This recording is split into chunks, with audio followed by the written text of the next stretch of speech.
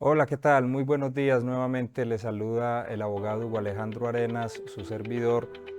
Vamos a continuar el día de hoy debatiendo, o más que debatiendo, presentando este texto de la reforma pensional. Recordemos, es su programa Legalmente Hablando, programa que produce su canal TV Peñol en el municipio del Peñol, obviamente departamento de Antioquia.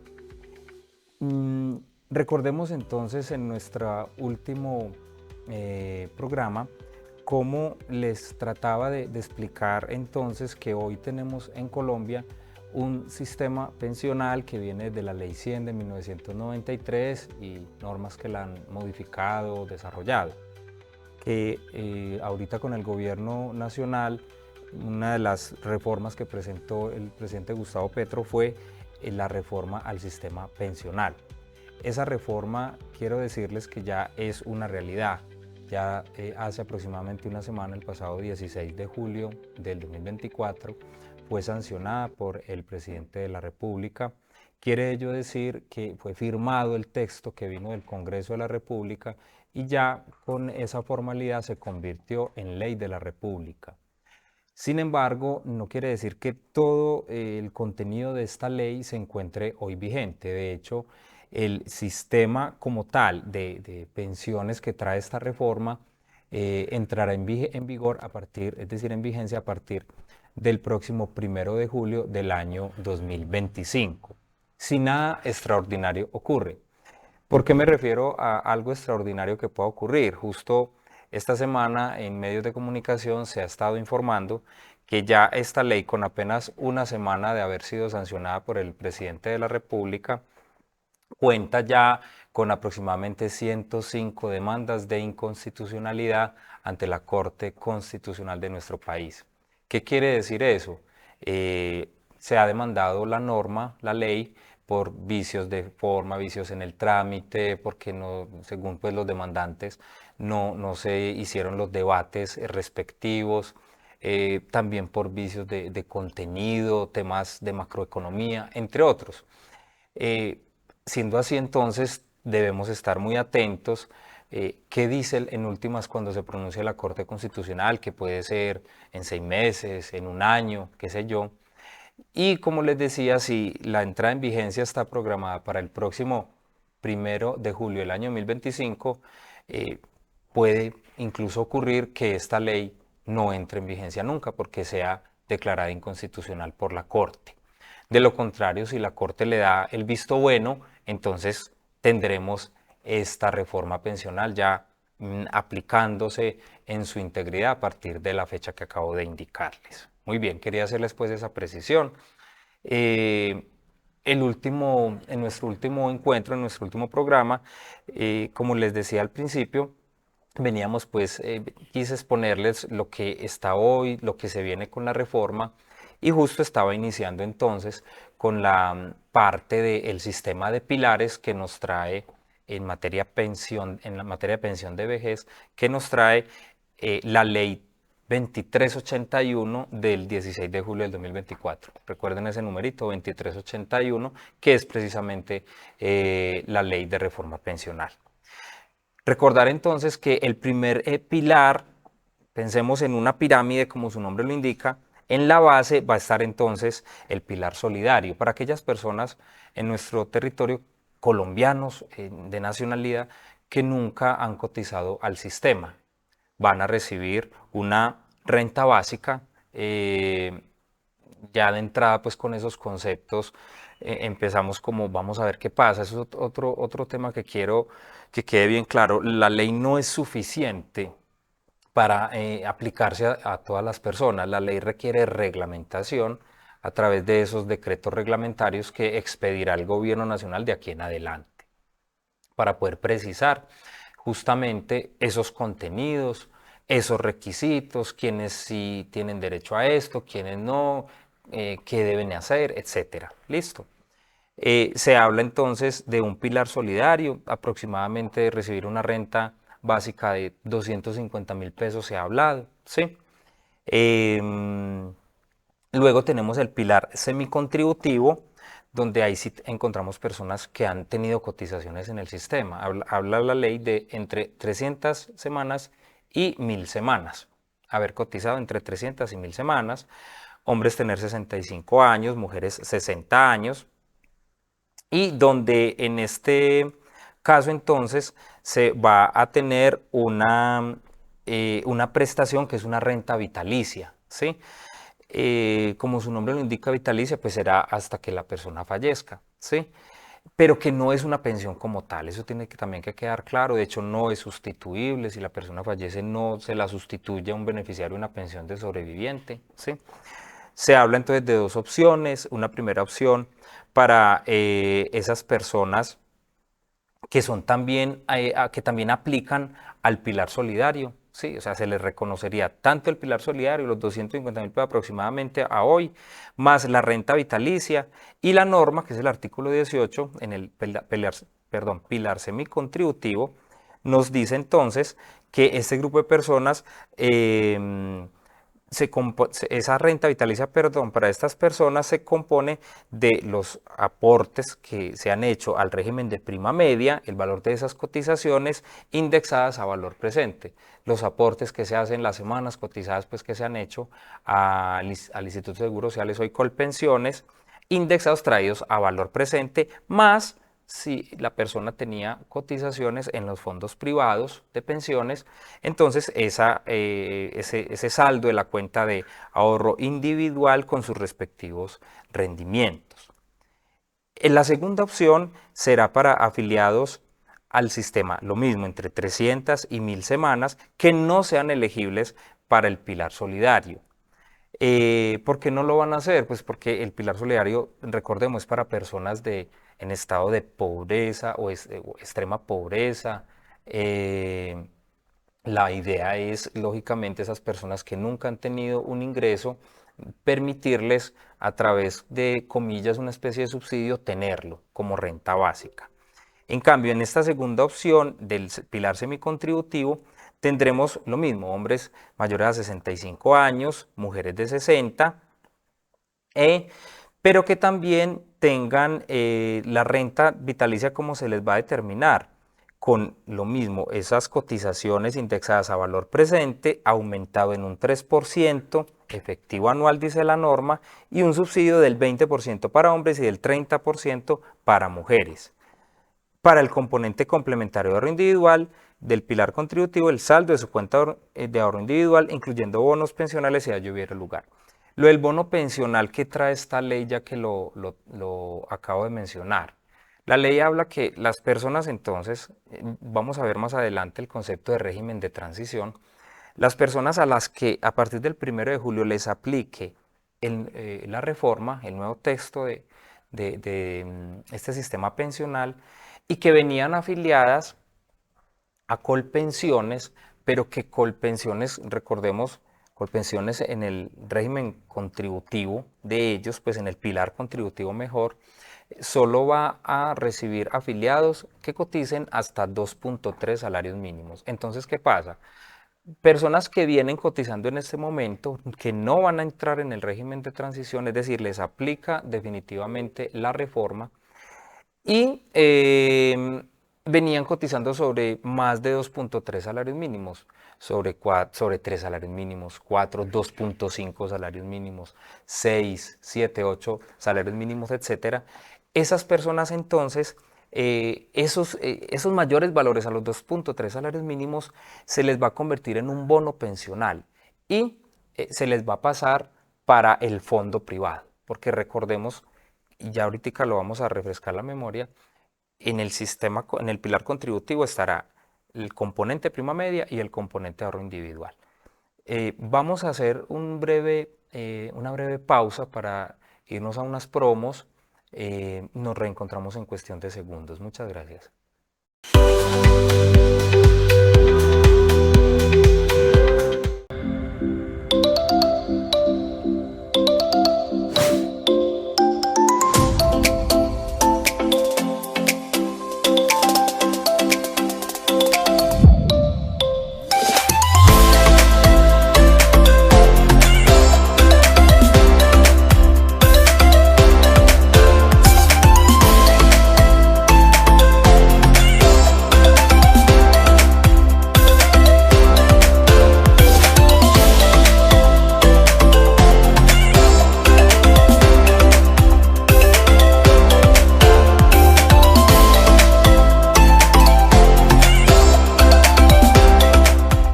Pensemos para mejorar. Pepe Peñón, entretenimiento en casa.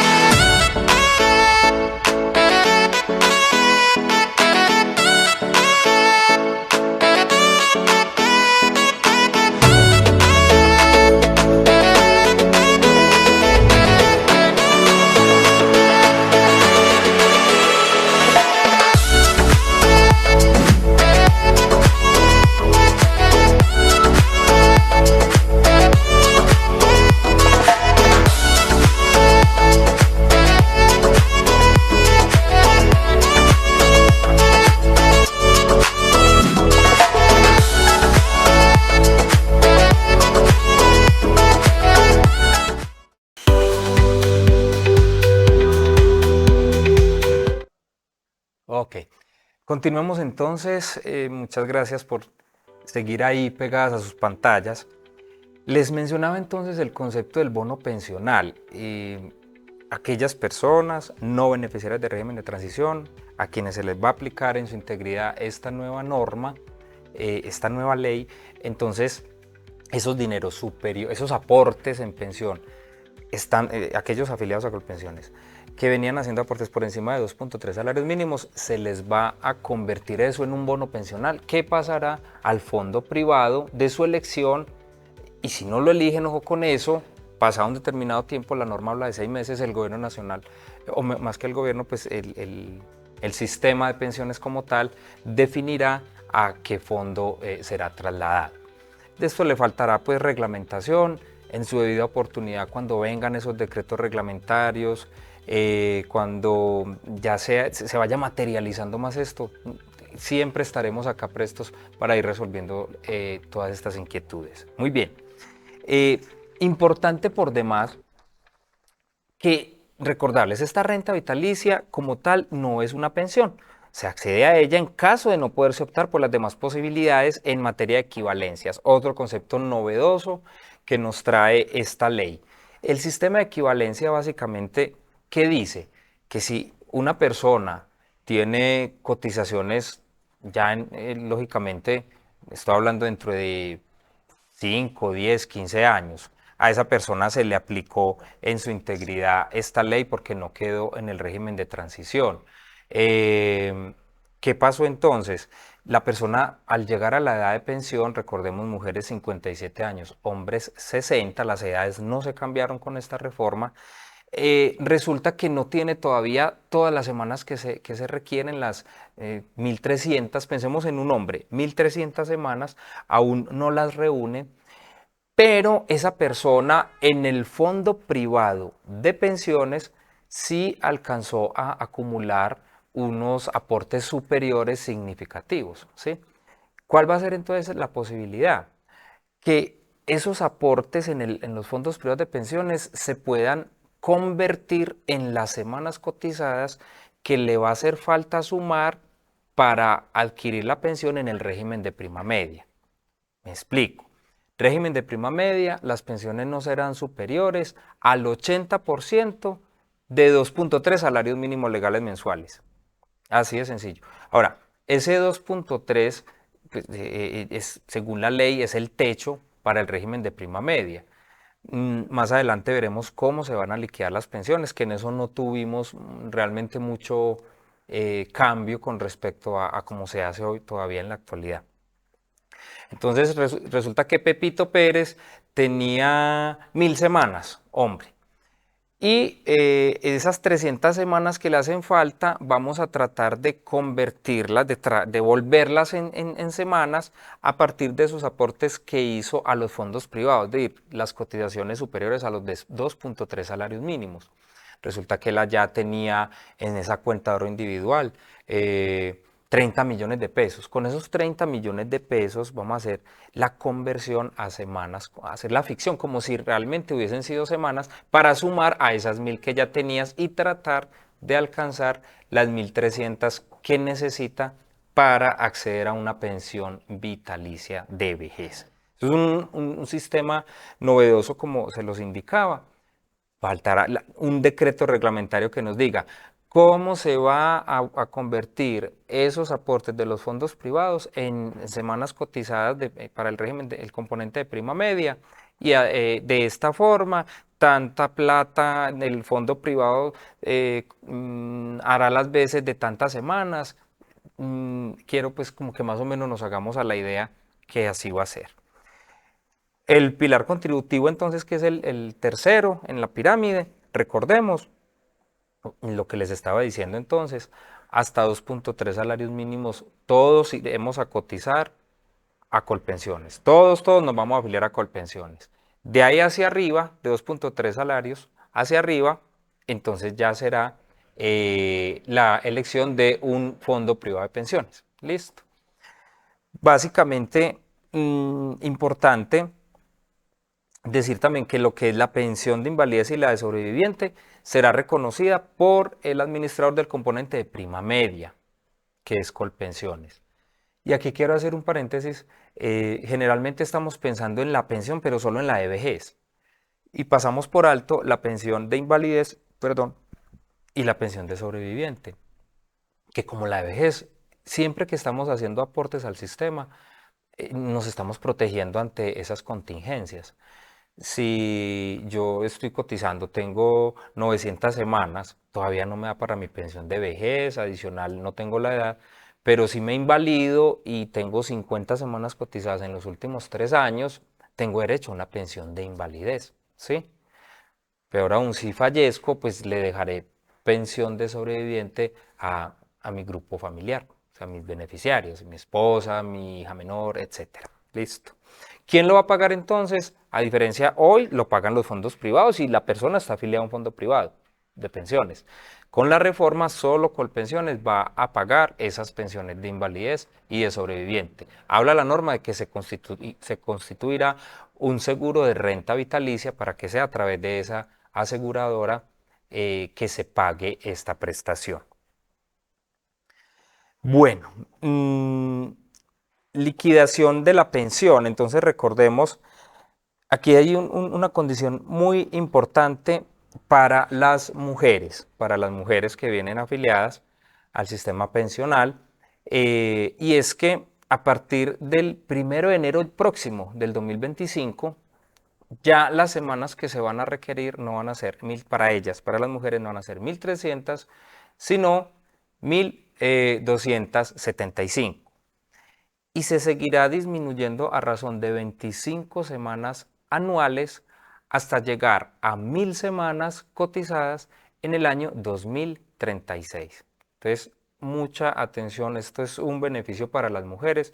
Sí, lo trajo la ley, pero lo hizo además porque la Corte Constitucional de nuestro país ya el año pasado se había pronunciado en una sentencia diciéndole precisamente al Congreso de la República que legislara en ese tema y que como mínimo tuviese en cuenta esas reglas, y que si no lo hacía, entonces a partir del año 2026 era lo que decía la sentencia de la Corte, que básicamente es esto mismo.